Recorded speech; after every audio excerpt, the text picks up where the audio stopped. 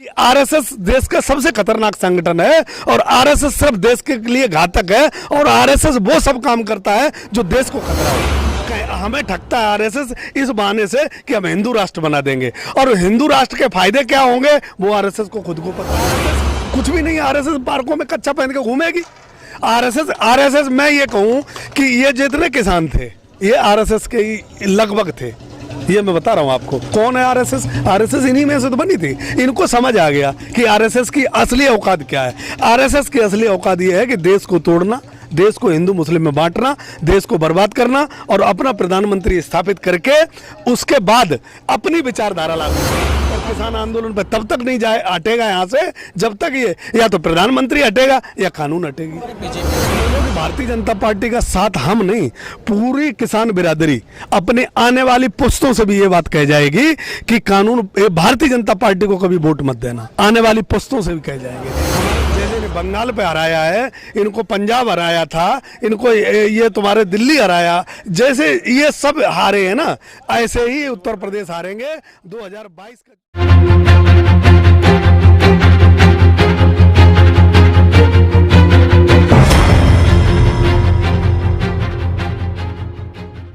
नाज़रीन, आप देख रहे हैं आमना सामना मीडिया नेटवर्क और शहाब टीवी। आज हम पहुंचे हैं किसान आंदोलन में गाज़ियापुर बॉर्डर पे। आइए हम जानना चाहेंगे, सर कितने दिनों से आप लोग यहाँ पे हैं? सर 9वां महीना चल रहा है किसान आंदोलन का। 8 महीने पूरे होकर 9 महीने में हम प्रवेश कर रहे हैं। 9 महीने होने जा रहे हैं कम्प्लीटली। क्या आपको लग रहा है कि आप 9 महीने से हैं?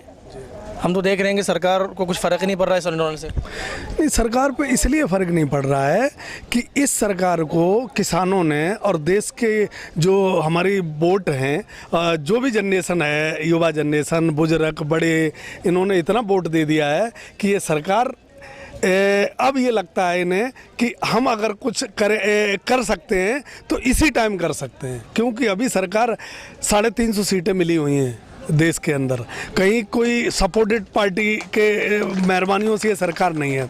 तो अब ये आंदोलन से पहले, उससे सरकार से पहले अडानी अंबानी जो देश के उद्योगपति हैं उनसे सौदा करके आई है, उनसे इतना पैसा ले लिया है कि ये सरकार उनके लिए काम कर रही है और न जाने कब तक करेगी। 9 महीने हो गए, जब आपको ऐसा लग रहा है कुछ फ़ायदा ही नहीं है बैठ करके, सरकार सुन ही नहीं रही है, तो फिर आपका बैठना।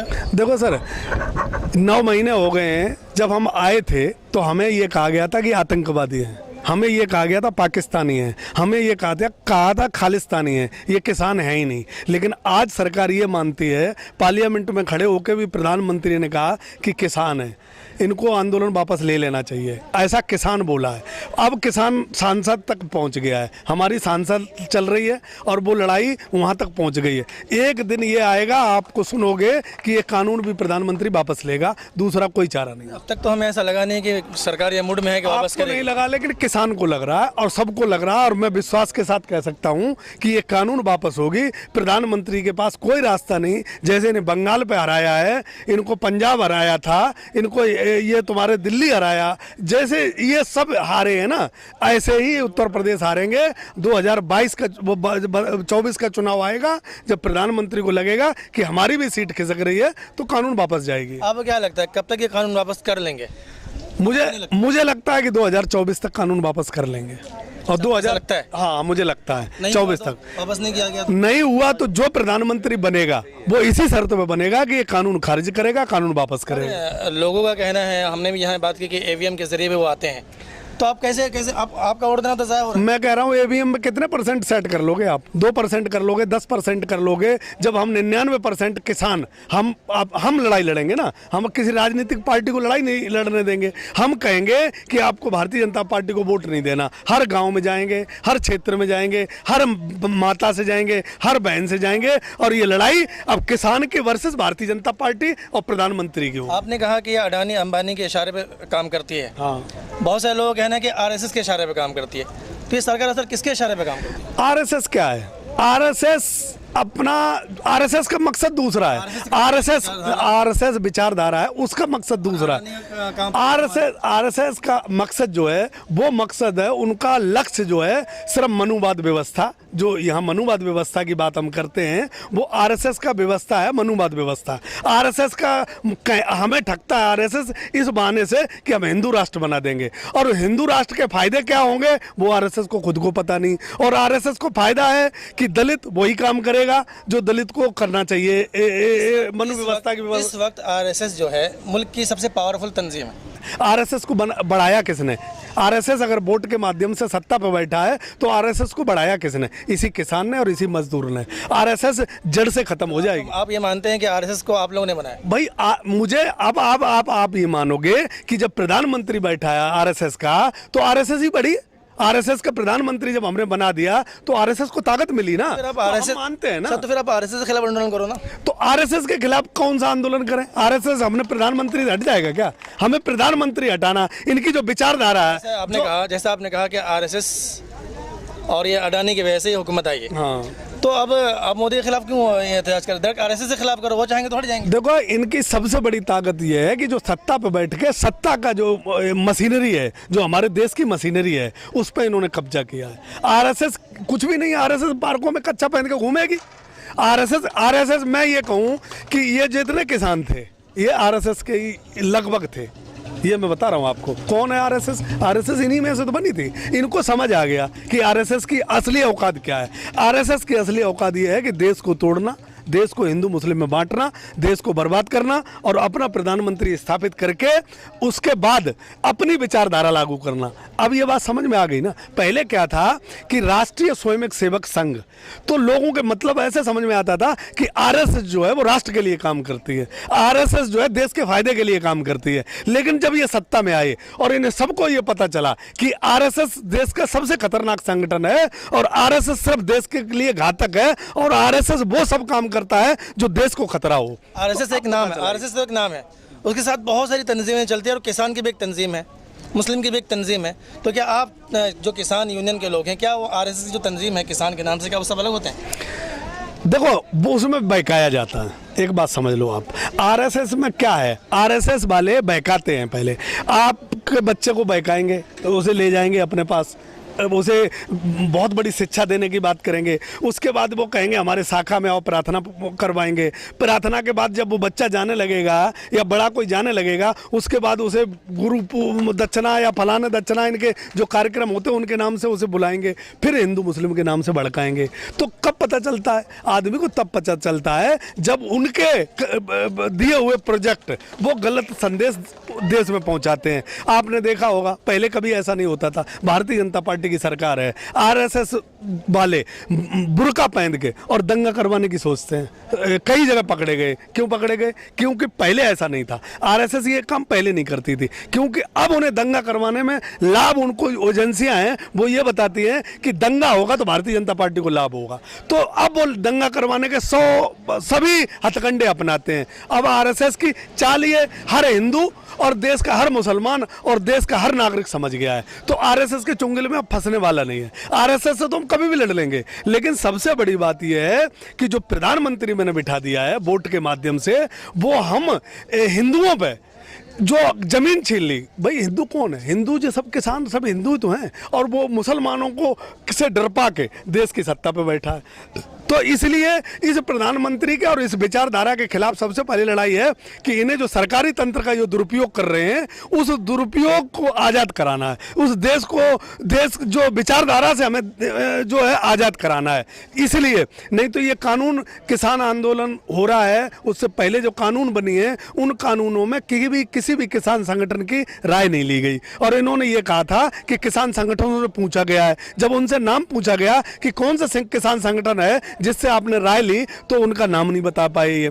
तो ये प्रधानमंत्री ने अंधेरे में कानून बनाया। कोरोना काल में वहाँ जब कोई संसद नहीं था, अपने बना लिया, उस पर चर्चा नहीं होने दी। चर्चा इसलिए नहीं होने दी कि देश के किसान को जानकारी हो जाएगी, सदन में चर्चा होगी तो सब चोरी किया गया। और जब चोरी हमारे साथ हुई तब हमें पता चल गया कि हमारा तो सारा कुछ जमीन लुट गया। अब तक हमने देखा है कि हुकूमत जो भी कानून लाई है उसको कितना भी, अभी शाहीन बाग आपको याद ही होगा, शाहीन बाग याद, एनआरसी वगैरह पे उनके कहाँ पे जू तक नहीं रेंगती है, वो कदम पीछे नहीं हटाती। जो कानून है उसको वापस नहीं लेती है, जहाँ तक आप कहते हैं कि यहाँ तक हम इंतजार करेंगे, फिर आप क्या करेंगे? एक बात तो ये समझ लो, सीए एनआरसी की आपने बात की, जब इन्होंने सीए एनआरसी, कहा कि जो भी कानून ये लाए हैं हाँ पीछे नहीं हटते।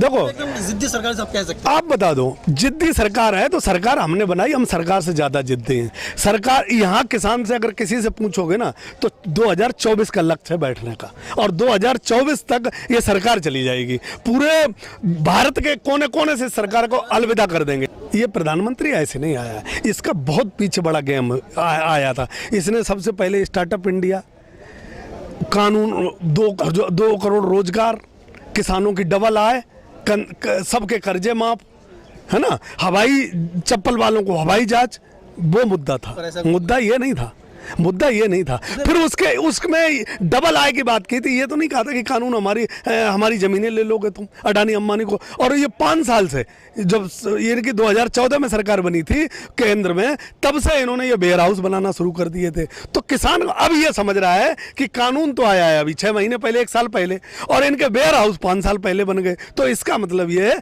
कि अडानी अंबानी थे, ये सौदा 2014 में करके आए थे कि आप मुझे दौलत दो, आप मुझे धन दो, आप मुझे पैसा दो, और हम आपको किसानों की जमीन देंगे। ये फैसला इनका पहले हो चुका है। ये किसान कब समझा? किसान तब समझा जब ये कानून, भाई हम कोई राजनीतिक पार्टी तो थे नहीं ना, हम राजनीति करते, हम तो गांव के लोग, सीधे साधे लोग थे। हमें तब समझ में आया जब ये कानून पास कोरोना काल में करके, और जब जमीनों पर कब्जे की शुरू बात आ गई, तब किसान आंदोलन के नेता और जो हमारे किसान संगठन है वो जागे, किसानों को समझाया, तो किसान आंदोलन पर बैठा है। और किसान आंदोलन पर तब तक नहीं हटेगा यहाँ से जब तक ये या तो प्रधानमंत्री हटेगा या कानून हटेगी। और बीजेपी सरकार ने तो आपसे बात करने की कोशिश भी की ना, कई राउंड बात भी हुई है। बात में करने की कोशिश की तो बीजेपी किसानों से पूछती है कि इसमें काला क्या है, उद्योगपतियों से नहीं पूछती, जिनके लिए कानून बनाया उनसे नहीं पूछती है, सिर्फ किसानों से पूछती है कि इसमें काला क्या है। किसान नेता ये कहते हैं कि इसमें सफ़ेद क्या है, ये बता दो, पहले ड्राफ्ट पढ़ लो। तो सफ़ेद उस कानून में और छोटी सी बात है, अनलिमिटेड भंडारण की, अगर हम उसमें एक कॉन्सेप्ट है अनलिमिटेड भंडारण। जब हमारे यहाँ कोई एक कानून बना हुआ है कि इससे ज़्यादा माल कोई व्यापारी रख नहीं सकता है, तब भी तो दाल और आज सरसों का तेल 220 रुपये लीटर है, तब उस टाइम जब कानून थी। अब ये जब अनलिमिटेड भंडारण का जब कानून आ जाएगा तो उस टाइम ये अडानी और अंबानी जो देश के उद्योगपति हैं, ये पूरा अनाज और पूरा सरसों, पूरी कोई भी चीज़ अपने खजानों में बंद करके और रेट अपने हिसाब से खोलेंगे, और प्रधानमंत्री हमारा हाथ उठा देगा कि हमें कुछ पता नहीं, ये तो वहाँ से रेट बढ़ रहा है, ये इस चीज़ की कमी पड़ गई। इसलिए आपने कहा 24 तक आप इंतजार कर रहे हैं, 24 में हम इनको बताएंगे अगर वापस नहीं करते हैं। अगर 24 से पहले आपको ऐसा लगा ये कानून वापस कर लेंगे, उन्होंने ऐलान कर दिया कि हम कानून वापस करते हैं, तो क्या आप बीजेपी का साथ देंगे? एक बात तो ये समझ लो कि भारतीय जनता पार्टी का साथ हम नहीं, पूरी किसान बिरादरी अपने आने वाली पुश्तों से भी ये बात कह जाएगी कि कानून, भारतीय जनता पार्टी को कभी वोट मत देना। आने वाली पुश्तों से भी कह जाएंगे। हमारे बड़े हमें समझाते रहे कि भारतीय जनता पार्टी जिस दिन सत्ता में आएगी उस दिन ये व्यापारियों की पार्टी है, तुम्हारी जर और जमीन दोनों बर्बाद कर देगी। वही भारतीय जनता पार्टी ने किया। किसान फिर किसको लाएगा? किसान के लिए विकल्प नहीं है क्या? किसान के बीच के नेता नहीं है क्या? हम नहीं, मुझे बताओ ना, किसान के पास बहुत सारे विकल्प हैं। हमारे मुझे ये बताओ, चौधरी चरण सिंह किसान के बीच में से तो गए, नेता बने थे और प्रधानमंत्री भी बने। लेकिन नेशनल पार्टी तो 2 ही मानी जाएगी ना। नेशनल पार्टी बनाता कौन है? ये थोड़ी बनाते हैं, बनाता तो वही है जिसको पावर में नहीं है कि खड़ी हो सके, लुगड़ी नंडी हो गई। सब कांग्रेस पावर में क्यों नहीं है? इसीलिए तो पावर में नहीं है कि वो वादे, झूठे वादे या तो कांग्रेस ने नहीं कर पाए, जो झूठे वादे कांग्रेस मोदी जी ने हमारे सामने किए, हमें जिन झूठे जाल में फंसाया पूरे देश के किसानों को, वो कांग्रेस ने नहीं कर पाए।